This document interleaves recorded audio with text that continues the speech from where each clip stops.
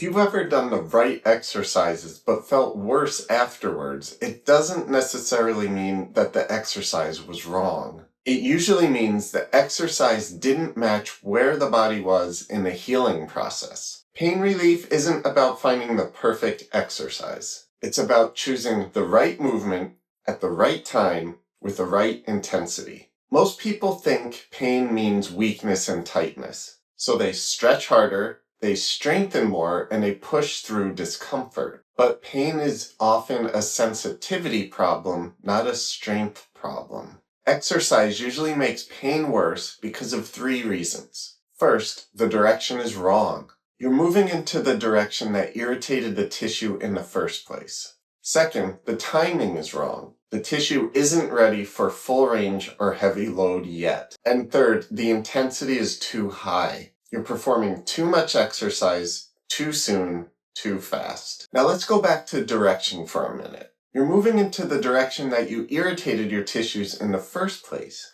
If you're sitting for long periods of time at a computer, typing with poor posture, or you notice yourself bending your head down while texting or looking at a book, your head is put in a forward flexed position. Now, if your neck was put in this forward flexed position throughout the whole day, and you start doing neck exercises that further flex it forward, you're going to continue to irritate the tissue. So instead, what you want to do is go in the opposite direction.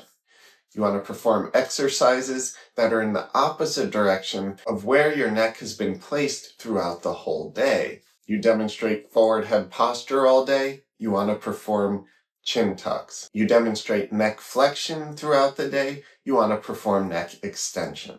And vice versa.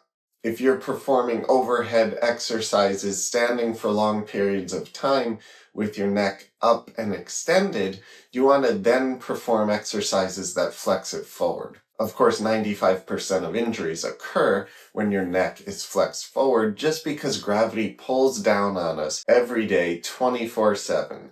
And we need to offset that by performing exercises that put our neck in the opposite direction or extension. Now let's look at timing. If you were to injure your neck by performing a quick motion, like a jerking motion or overstretch by accident, you don't want to continue stretching through that range of motion. You want to give it time to heal. When our muscles tighten up due to a quick movement or an acute injury, we have our muscle fibers overstretch and then tighten up. We don't want to continue stretching that tight muscle quickly through a full range of motion because that irritates the fibers even more. You want to give it time. You want to put ice on your neck. You want to rest your neck. You want to perform exercises such as isometric exercises. These are when you strengthen the neck through no range of motion at all. You're still getting the benefit of strengthening. And third, intensity. You're performing the exercise too much, too soon, too fast. Again, you want to start off slow with every exercise you perform.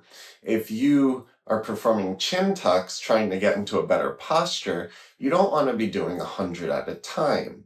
Now, there may be a time and place for that, but to start, do about 10.